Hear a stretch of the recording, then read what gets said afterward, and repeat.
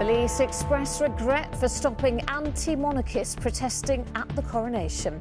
The Met has been criticised for tactics used and been threatened with legal action after protesters were arrested but released to face no further action. I suspect they also realised that they had badly handled it from a legal point of view and a policing point of view, and they simply didn't have a case to pursue. Also tonight, King Charles and Queen Camilla thanked the public for their support throughout celebrations as Prince Louis carries out his first official engagement.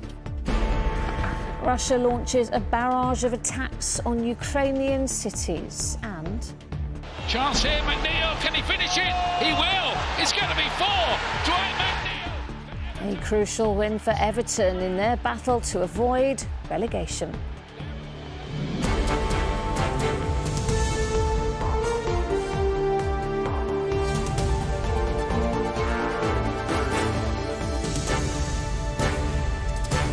This is ITV News with Lucrezia Millarini. Good evening. The Metropolitan Police has tonight expressed regret for the arrest of 6 anti-monarchy protesters ahead of the coronation. The demonstrators from the campaign group Republic have rejected the apology and intend to take legal action. Our political correspondent Carl Didden joins us now. Carl, this is a pretty speedy turnaround from the police, isn't it? Yes, just over an hour ago, they put out this fairly remarkable statement expressing regret over the arrests of the 6 activists who'd only been picked up on Saturday morning and have now been released without charge. Tonight, the police said that the arresting officers had not, in fact, known that the group had been liaising with the police about their protest and that the officers had suspected some luggage straps the group had could have been used to lock on as a protest. The police statement went on, those arrested stated the items would be used to secure their placards, and the investigation has been unable to prove intent to use them to lock on and disrupt the event.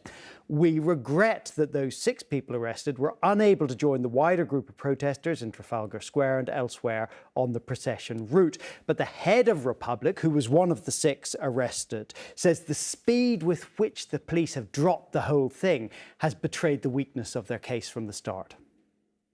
Extraordinarily quick decision. And I think that they clearly realised, both from our response and from the public reaction, that they had badly judged this. And I suspect they also realised that they had badly handled it from a legal point of view and a policing point of view, and they simply didn't have a case to pursue. Because earlier today, the Prime Minister supported the police, didn't he? Yeah, that's right. Rishi Sunak was full of praise for the police when asked about this earlier today. Well, the police are operationally independent of government. They'll make these decisions based on what they think is best. And actually, I'm grateful to the police and everyone who played a part in ensuring that this weekend has gone so well, so successfully and so safely. That was an extraordinary effort by so many people, and I'm grateful to them for all their hard work.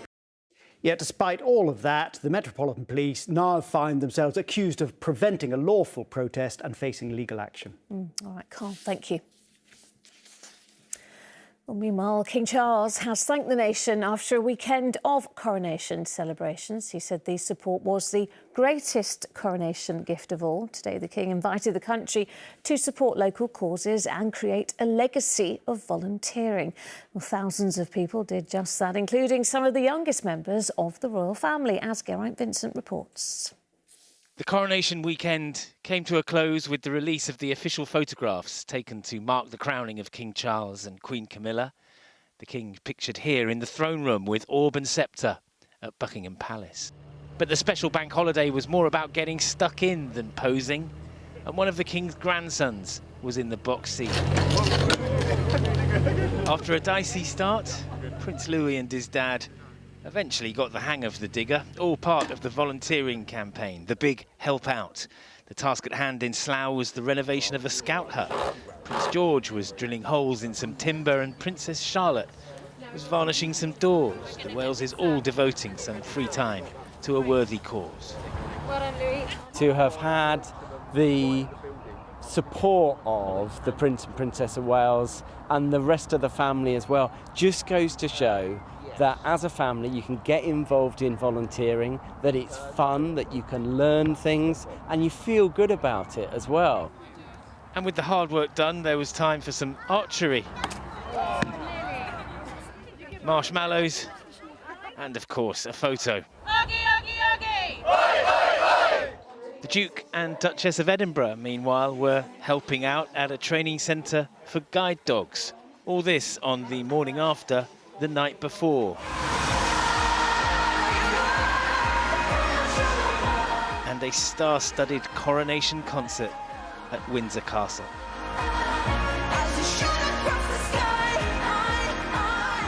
After the ceremony and the party, the coronation is completed by the big help out and an attempt to make volunteering a real feature of the new Carolean age. Along with the portraits, the palace also released a message of thanks from the King to all those who had joined in the weekend celebrations, wherever they took place. Their support was, he said, the greatest possible coronation gift. Geraint Vincent, ITV News. Well, the impact of the coronation and the King's big Help Out initiative reached all corners of the United Kingdom. 30,000 organisations took part, with plenty of first-time volunteers across the country joining in, as Rachel Townsend reports. Lend a hand, make a change was the big Help Out slogan, and people around the United Kingdom are certainly doing that. Whether it be rewilding in Chichester, abseiling for the Girl Guides in Norwich, delivering food to the vulnerable in Dumfries, or planting in County Antrim, Northern Ireland, today is about creating a volunteering legacy. Quite a lot of people here of all ages that, you know, are wanting to see exactly what we do and they want to get involved. Here in West Yorkshire, people braved the rain to clear fields for the Riding for the Disabled charity. Primarily looking at sycamore seedlings. So this is what we're looking for? This is what we're looking for. They are very poisonous to the horses, so it's very important that we have our volunteers here hardily picking away at them. Inside, the stables underwent a spring clean. It's kind of like a good feeling, like you're doing something good for someone as well. At London's Green Park, they were planting wildflower to help increase biodiversity. I think it's really fantastic. You feel great, you meet new people, you learn new skills. It's amazing because you just get out, get some fresh air, meet new people, and it's a lovely thing to do. And it wasn't just green spaces benefiting. Litter pickers in Monmouthshire were doing more than their bit. It's what we're all about here. We've got to bring people together. And we do it through the medium of this village hall. And it works generally very well. Service was described as love in action by the Archbishop of Canterbury this weekend. There was plenty of service on display today. Rachel Townsend, ITV News. Russia has launched fresh drone and missile attacks on Ukraine. The capital, Kyiv, and other cities came under sustained fire. It is just a day before the Kremlin celebrates Victory Day, marking Nazi Germany's surrender to Russian forces during the Second World War. Martha Fairley reports. In the Black Sea city of Odessa, a warehouse reported to contain humanitarian aid was ablaze overnight. The Red Cross of Ukraine says it had been leasing the building hit by missiles in the latest attacks on the country by Russian forces. Moscow also launched 35 Iranian-made drones at the capital, Kyiv. They were all intercepted, but 5 people were injured by falling debris. Mayor Vitaly Klitschko visited a residential block that had been damaged. Kamikaze drones fly to direction in our hometown, and thanks to anti-missile system, everyone was shot down. In Moscow, final rehearsals have been taking place ahead of tomorrow's annual Victory Day parade, marking the defeat of Germany in the Second World War. But at least 21 Russian cities have cancelled their 9th of May events. After 2 drones managed to reach the Kremlin before being destroyed last week, Russia's presidential spokesman says there is a fear parades may be targeted. You know that it was the decision made by the organisers of this procession, but on the other hand, it is quite understandable. When we're dealing with a state that is a de facto sponsor of terrorism, it's better to take precautions. But Ukraine's president wants his country to break with Soviet tradition and celebrate today, in line with Victory in Europe Day. We fought then and we fight now so that no one ever again enslaves other nations or destroys other countries. And all those old evils that modern Russia is bringing back will be defeated just as Nazism was defeated. When Russia marks Victory Day tomorrow, President Zelensky's proposing Ukraine should celebrate Europe Day, taking another ideological step closer to the West. Martha Fairley, ITV News. Patients will be able to contact their GPs for an appointment more easily under new government proposals. Practices will be handed £240 million this year to introduce online booking tools to end the 8 a.m. scramble of patients ringing surgeries for a slot. Labour, though, blame a shortfall of GPs. Football now and the fight for Premier League survival. Everton are one of the longest surviving teams in the top flight. That status was at risk, but after a big win against Brighton, they might just hang on again. Chris Scudder watched the action. Everton's 69-year stay in the top flight under threat. It took them just 34 seconds at Brighton to say, hang on a minute.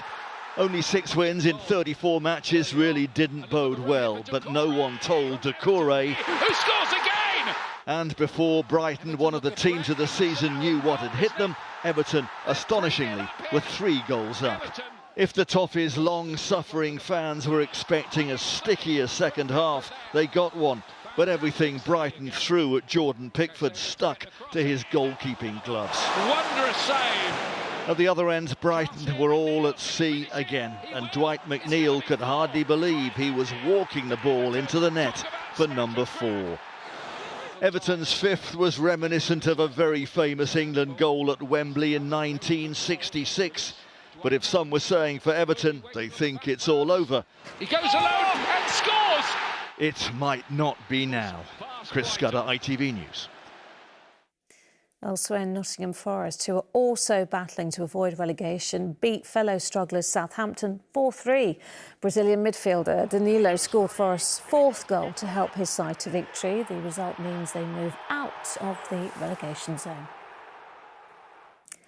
And finally, the excitement is building in Liverpool as we count down to this year's Eurovision. Tomorrow will be the first of 2 semi-finals.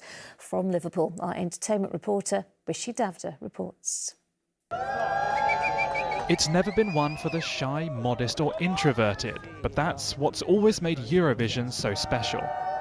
It was a taste of what's to come, the first chance for the 37 acts to introduce themselves to the world. This is what I've always dreamed of, and I just have to put all my heart into it and do my best and have fun with it.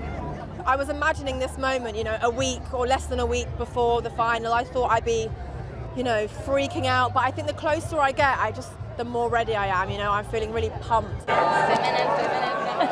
Eurovision is often called the Olympics of music, Liverpool carrying the flame because of the ongoing war in Ukraine. It feels amazing, you know, to know that we are all united in these hard times. We create, we don't destroy, you know, and it's great. This is very nice. Not every time your position at Eurovision scoreboard is the most important thing. Sometimes the unity with Ukraine people is even more important. When the competition gets underway, there's 2 semis and then a final, which will be broadcast to 160 million people globally. There's a 10-metre high video wall split into 5 different panels which all move forward and back and rotate. The man in charge of the live shows always keeps the fans in mind. Just how special is Eurovision? There is nothing like it, and you know, we hope that this year we can welcome back people who haven't seen it for a few years or perhaps have never seen it, because it is radically different from just a few years ago. The production values, as you can see, are through the roof. The stage is set for a festival of music like no other. Rishi Davda, ITV News, Liverpool. Oh, well, that is still to come, but that is it from us, so from me and all the team here. Good night.